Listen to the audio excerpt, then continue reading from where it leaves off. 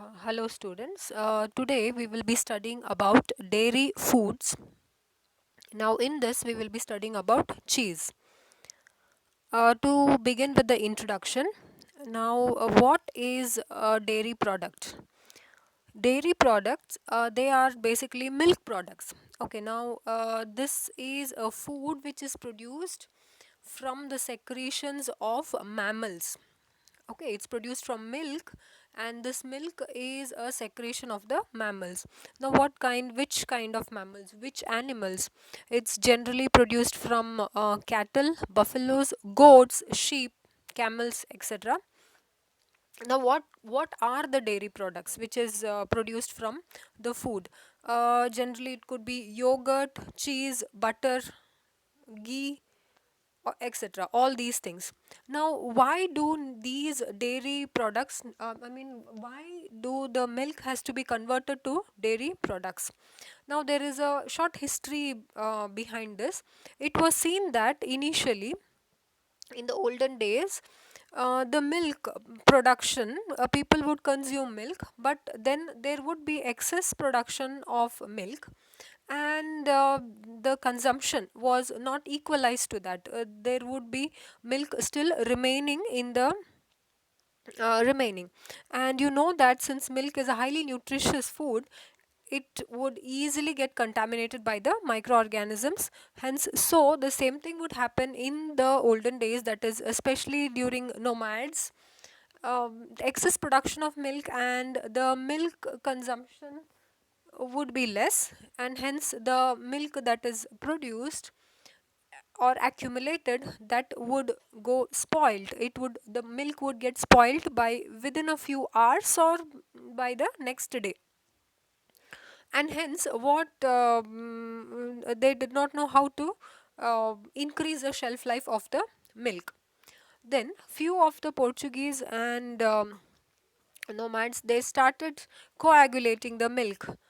Now how did they do this? Is they would keep it in a container. They would keep the milk in a container, and once the milk would separate, once the milk get coagulated, okay, they would separate out the way, they would separate out the water content, and this milk, the coagulated milk, the solid part of the milk which was separated, was then used as any other food source, and hence this could be stored for a very long duration. And this eventually got this eventually the consumption of the milk, or the milk product, got familiarized with the different people, with the different traditions, different customs, different kind of people, and they started adding different flavors, variations to these, and hence the different milk products came into existence. You know that milk is made up, the composition of milk, if we have to say, it is basically made up of water, high amount of water, around 85 to 87 percentage of water. It has protein, milk casein it has, and it has sugar. The sweetness that we get in milk, that's because of the presence of sugar in milk. And what sugar is present? Lactose sugar is present. And there are some amount of vitamins, minerals, calcium. Okay, all these components give flavor to the milk. Of course there is fat also, around generally 3 to 3.8% of fat, normal percentage of fat. Now all these components vary according to the kind of animal, mammal, the feed of the animal, and various other factors. In today's class we would be studying about cheese. Okay, now what is this cheese? Cheese is basically a dairy product, okay, which is derived from milk, of course. That's what we had studied till now.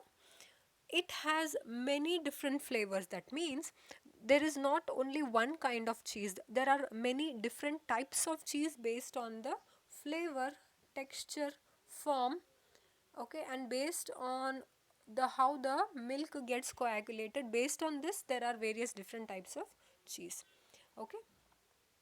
And it comprises, what does this cheese is made up of? It is made up of protein, fat, Okay, protein and fat from the milk. And basically the water content in most of the cheese, water is removed, it is expelled out. And what is the source? Basically milk, that is cows, buffaloes, goat or sheep. Now let us see the classification of the cheese. Now cheese can be classified based on moisture content, how much of water is present in the cheese. We can classify them as very hard cheese, that is if it has around 34 percentage of moisture. You can have example for those is Rameno cheese. It could be hard cheese, that is 39 percentage of moisture, that's very less. Example is cheddar cheese. I think cheddar cheese is the very common cheese that we see in our regular day to day life. There is semi hard cheese, that's around it has 40 to 50 percentage of moisture. Example is brick and Roquefort cheese. Soft cheese, 51 to 80% moisture. It's very soft here, a high amount of moisture is there. uh, so this is the very common, again what we see in pizzas, that's mozzarella cheese and the cottage cheese. Now here the different types of cheese that we have seen here basically differs in the water. The production of cheese mainly remains same, except for now here if you see how you are removing the water content and how hard the cheese is, based on that the different cheeses are classified. So here basically in the production the water content, how what are the different procedures you follow to remove the water content, that is what is followed, that is what is differing in different productions of cheese. Okay, another method is based on the mode of ripening, how the cheese gets ripened. If the cheese is produced from bacteria, examples, they are called as bacteria ripened cheese. Example is cheddar, again cheddar is produced from bacteria. If it is from mold, if any yeasts or molds are used for the production, then they are called as mold cheese. Example Roquefort cheese, blue cheese. If we are not using any microorganisms for the ripening, it's just happening through say by adding of certain chemicals or certain things, then you call them as unripened cheese, that is mozzarella cheese. Okay, so basically what differs in the production, the process, the procedure of production, industrial production remains the same, except for how you are removing, how much water you are removing and what organisms you are adding. So this is what differs in the production, otherwise the procedure remains the same. Now what is this cheddar cheese? Now cheddar, when the name comes cheddar, what comes? This is actually derived from the place in England, that is cheddar. There is a place in England called as cheddar, and that is why the name has been given as cheddar cheese, because this is the place where it originated from, that's why. And this is the cheese which is mostly consumed. Majority of the cheese that is consumed, this first position is cheddar, then you can say mozzarella because of the pizzas, fast food basically. Now what is the definition? Now here definitions are ones which we could not change the way how it is written, it has to be written how it is given. It is cheese, this cheddar cheese, it could be defined as cheese which has a pleasing process, which has walnut flavor, okay, and which is coated by wax.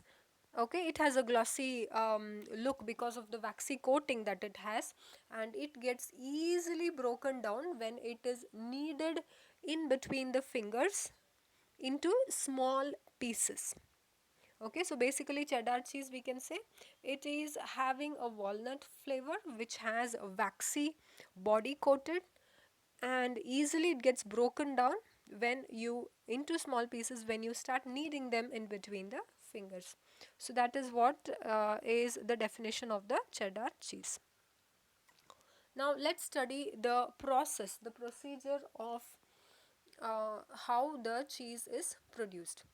Now I told you the procedure remains same for most of them, only difference is how many times or how much of water you are removing. So this is the flow chart. We will be going through it, and other cheese, other types also would remain the same. Now first and foremost, what do we require? Cheese is produced from milk, isn't it? So of course we require milk. Now when the milk is brought, it has to be first processed. So what is done is milk is first stored and cooled to around 1 to 8 degrees centigrade. It's kept for around 1 to 3 days. Okay, and after this, after the milk has been kept for is cooled for 1 to 3 days, and equal proportions of skimmed milk and cream is added, and it is uniformly mixed. Okay, so that is what is the first step here. You take the milk, it is cooled, and then equal proportions of milk and cream is added, and this uniformly mixed. Now after this, the milk definitely needs to be pasteurized. It will definitely contain microorganisms, so it has to be pasteurized. Now this milk which has been uniformly mixed or homogenized, we can call this as, after homogenization is over, it has to be, after the homogenization process, it has to be pasteurized. So the general pasteurization process is involved, that is 63, it is heated to around 63.8 degrees centigrade and is kept for around half an hour. So by this, pasteurization is done. Now after pasteurization, definitely the milk has to be cooled. After cooling, the starter culture has to be added. I told you, based on the starter culture, the kind of cheese varies, isn't it? Now so here starter culture has to be added.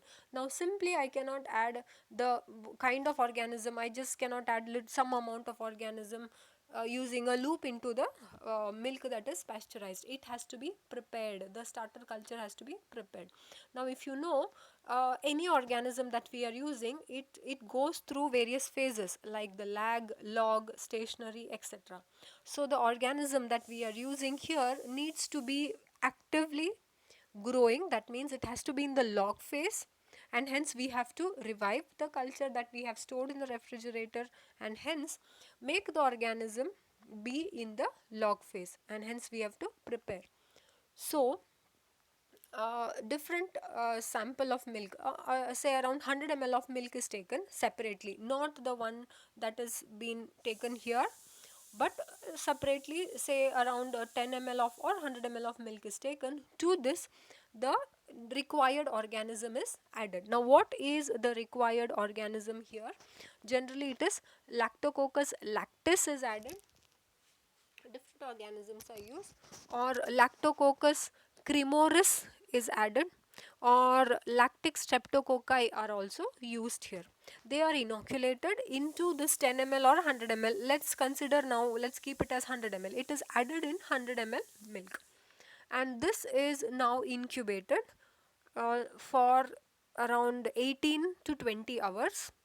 Okay, it's the different milk, it's not the milk which we had taken, which we had cooled, not that, it's a different milk. Okay, it's incubated at around 30 to 40 degrees centigrade, between 30 to 40 degrees centigrade, and kept for around 18 hours. Now why do we need to keep this for 18 hours? So that it reaches the log phase. Log phase is one which is actively dividing phase, they are active at this phase. Now once they reach at this particular phase, now I will take around 0.5 to 1.25 percentage of this inoculum. Now this is called as a inoculum, we have prepared the inoculum. 0.5 to 1.25% of this inoculum is taken, and it is added, it is now added into the pasteurized milk which we had already pasteurized. This inoculum is taken and it is added into the pasteurized milk. So this is how you prepare the starter culture, and then you add it into the pasteurized milk. Now when you do this, organisms, remember, they are actively dividing. Okay, and hence the process of souring starts. Now what is the meaning of this? When the organisms are actively dividing, they start consuming the lactose. Now what is the sugar? What is the sugar present here? It is lactose. They start eating up, they start consuming lactose, and they start releasing out lactic acid. and hence the milk start becoming acidic here. Okay, so this is the main concept. Now you have to allow the acidification to happen, incubated. Now how long you have to incubate? Up till it reaches the acidity of 0.18 to 2%. Okay, it should remain, it should the acidification, or the percentage of acidity should be around 0.18 or 0.2%. Once it reaches this percentage, what happens is the saring, or the separation of the proteins or casein proteins start happening. It starts curdling, basically the curd starts forming. Now when the curd starts forming, you know that the water, the whey protein starts separating out, the water content starts separating out, and the coagulation starts. Now in order to enhance the coagulation, there is one enzyme that is added. Now that enzyme is called as rennet, and this process of adding this enzyme to this particular mixture is called as renneting. Now what is this rennet?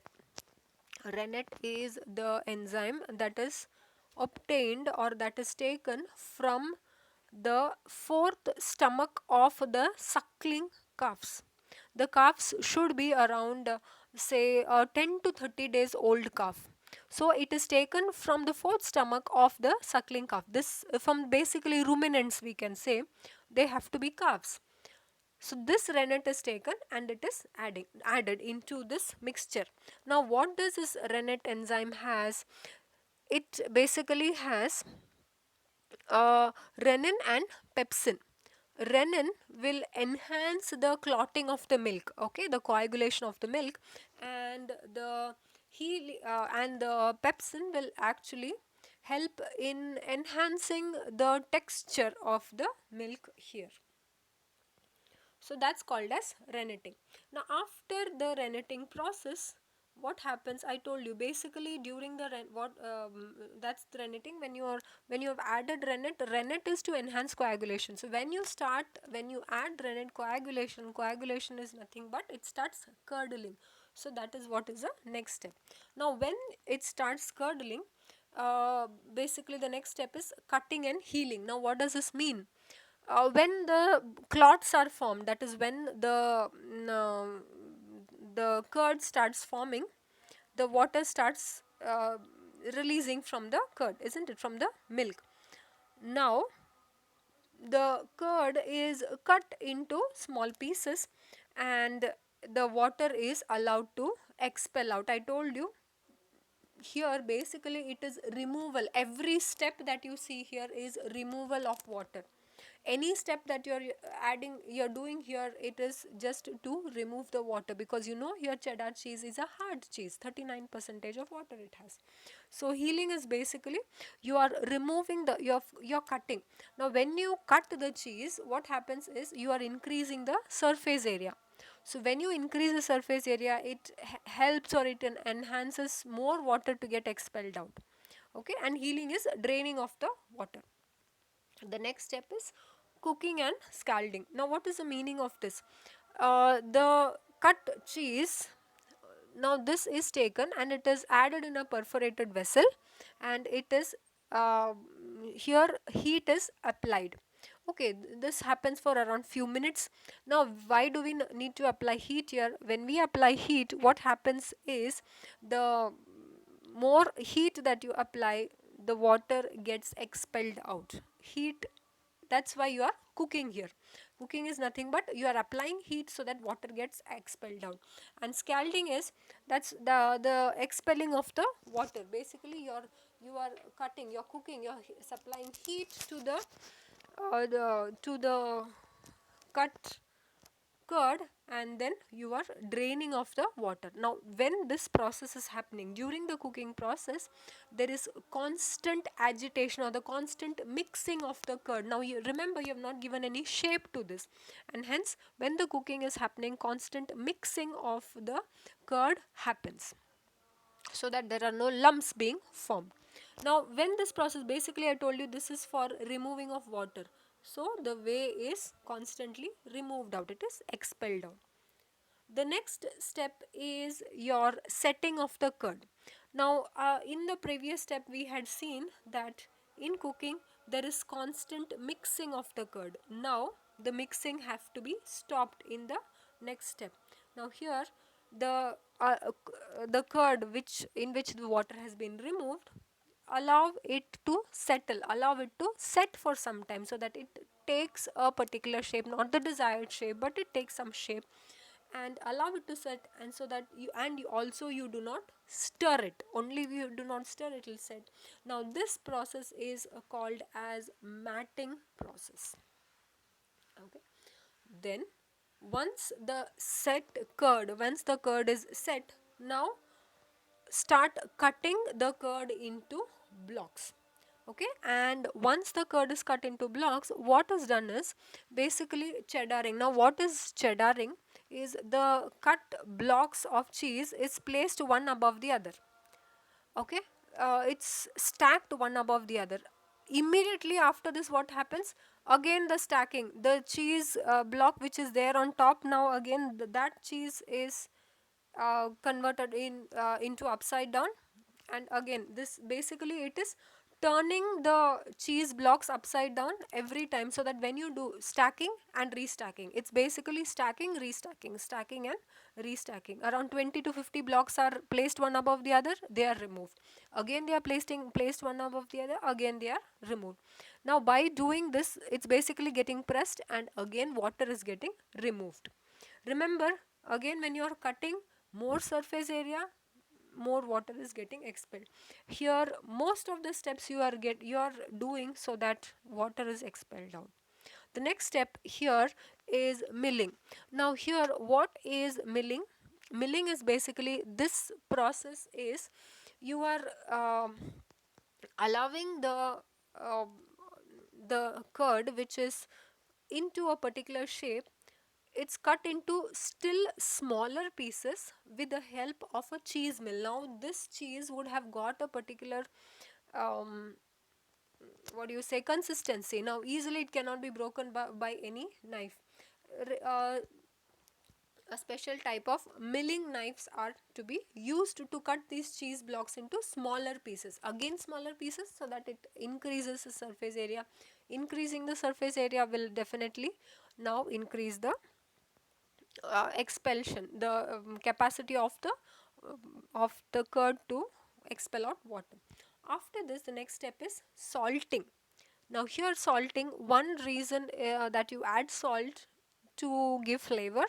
Second reason that you add salt is it increases the shelf life. The third reason you add salt is, you very well know that when you add salt to something, it will release out water, it starts shrinking. You keep a fruit in salt for some few hours, what will happen? The fruit will start shrinking, isn't it? It starts losing the water.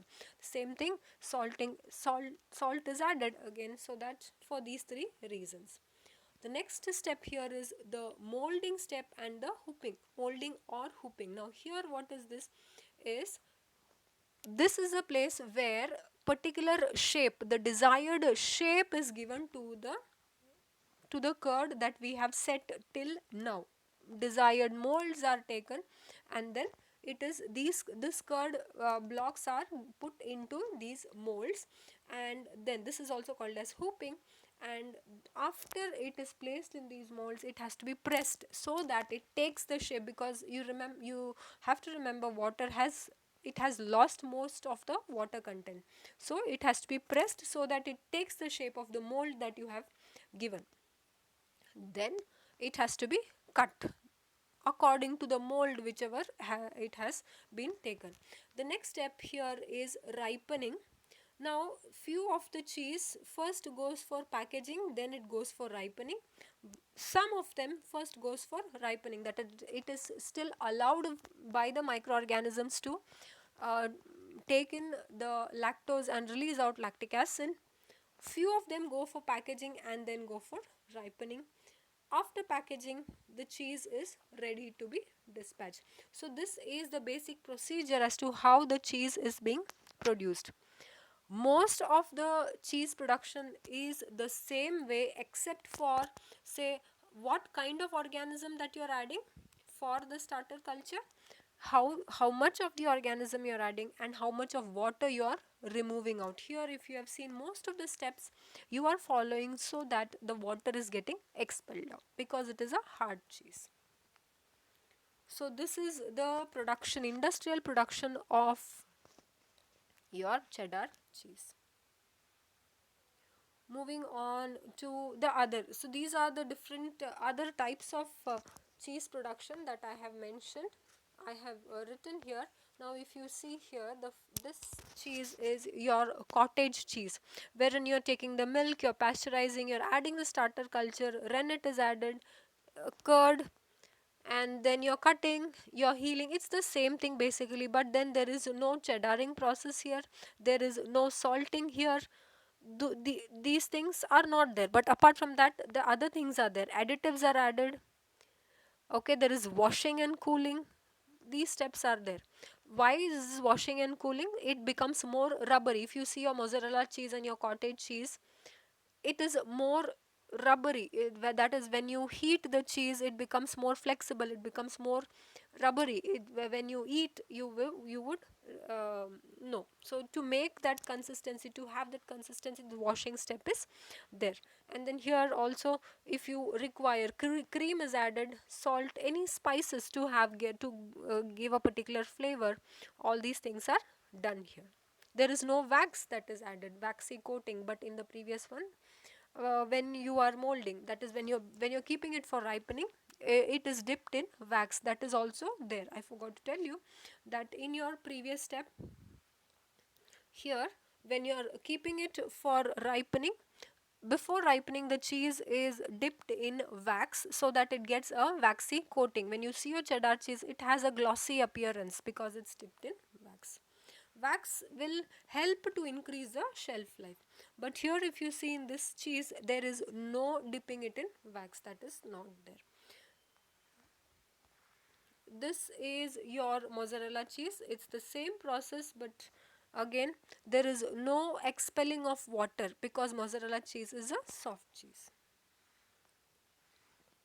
What is the significance of cheese? Basically, cheese is a product from milk by which we can store the food or store milk in a form for a long duration, also by increasing its flavor, altering and increasing its flavor. It has a source of calcium, fat and protein because these three things are retained there, only water is removed. If you see, it has vitamin A, B12, zinc.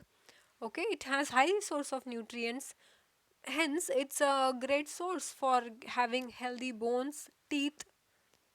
Okay, and it helps in blood clotting, wound healing, and also helps in maintaining the body blood pressure. Now the negative effects of it, some are sensitive because of lactose intolerance. You know that some people have suffered from lactose intolerance, so it could, some people may be allergic to this, but still cheese is uh, a little different because lactose is getting broken down by the microorganisms, and hence the lactic acid is produced, so less allergic when compared to as such the milk whole product.